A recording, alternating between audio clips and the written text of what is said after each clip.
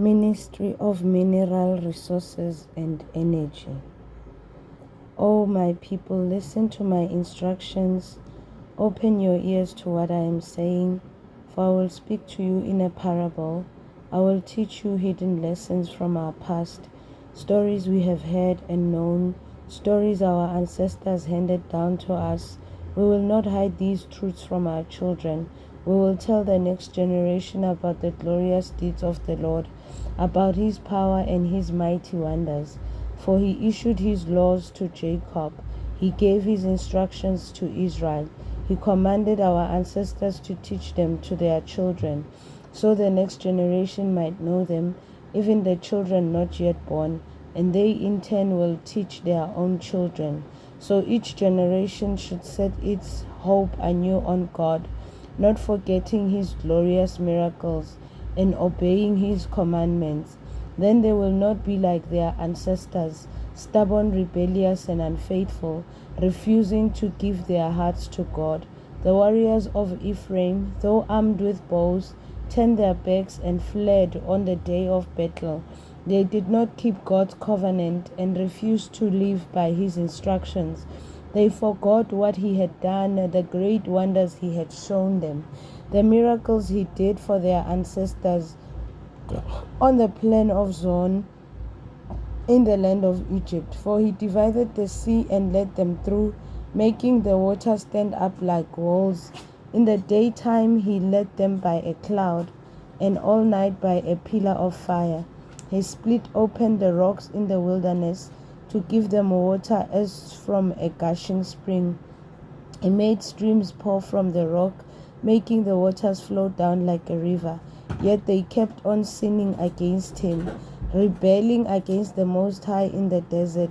They stubbornly tested God in their hearts, demanding the foods they craved. They even spoke against God himself, saying, God can't give us food in the wilderness.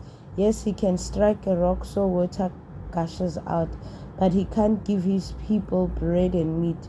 When the Lord heard them, he was furious. The fire of his wrath burned against Israel.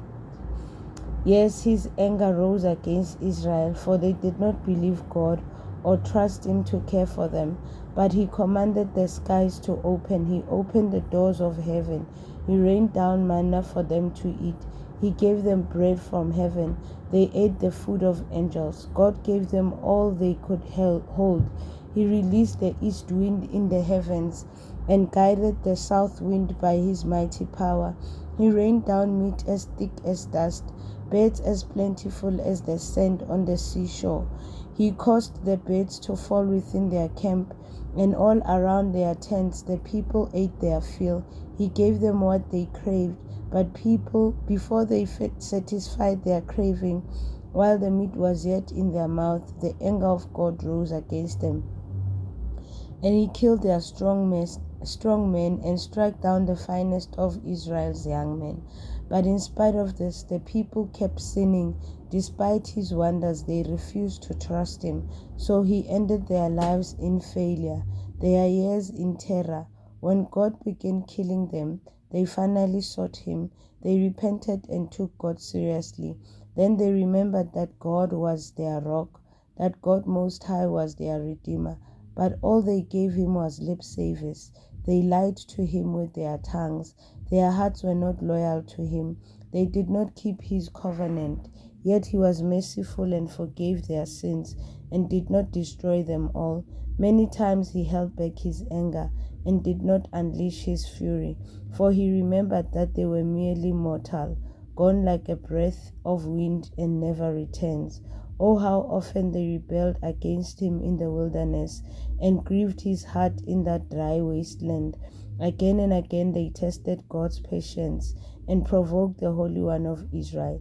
They did not remember his power and how he rescued them from their enemies. They did not remember his miraculous signs in Egypt, his wonders on the plain of Zoan. For he turned their rivers into blood, so no one could drink from the streams. He sent vast swarms of flies to consume them, and hordes of frogs to ruin them. He gave their crops to caterpillars, their harvest was consumed by locusts. He destroyed their grapevines with hail and shattered their skimo figs with sleet. He abandoned their cattle to the hail, their livestock to bolts of lightning. He loosed on them his fierce anger, all his fury, rage, and hostility. He dispatched against them a band of destroying angels. He turned his anger against them. He did not spare the Egyptians' lives, but ravaged them with plague. He killed the oldest son in Egyptian family, the flower of youth throughout the land of Egypt. But he led his own people like a flock of sheep, guiding them safely through the wilderness. He kept them safe so they were not afraid. But the sea covered their enemies. He brought them to the border of his holy land, and to this land of hills he had won for them. He drove out the nations before them. He gave them their inheritance by lot. He settled the tribes of Israel into their homes, but they kept testing and rebelling against God Most High. They did not obey his laws. They turned back and were as faithless as their parents. They were as undependable as a crooked bow. They angered God by building shrines to other gods. They made him jealous with their idols. When God heard them, he was very angry, and he completely rejected Israel. Then he abandoned his dwelling place at Shiloh, the tabernacle where he had lived among the people. He allowed the ark of his might to be captured. He surrendered his glory into enemies' hands. He gave his power over to his people over to be butchered by the sword, because he was angry with his own people, his special possession. Their young men were killed by fire. Their young women died before singing their wedding songs. Their priests were slaughtered, and their widows could not mourn their death. Then the Lord rose up as though waking from sleep, like a warrior roused from a drunken stupor.